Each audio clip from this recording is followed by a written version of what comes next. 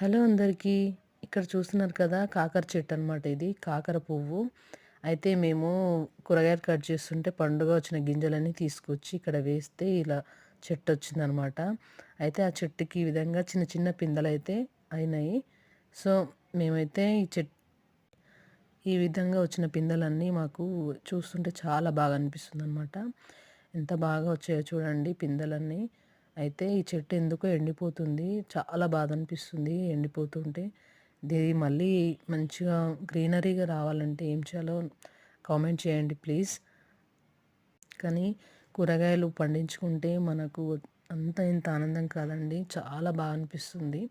అలాగే మేము ఇక్కడ ఆహ్, పచ్చిమిర్చి కూడా వేసామన్నమాట.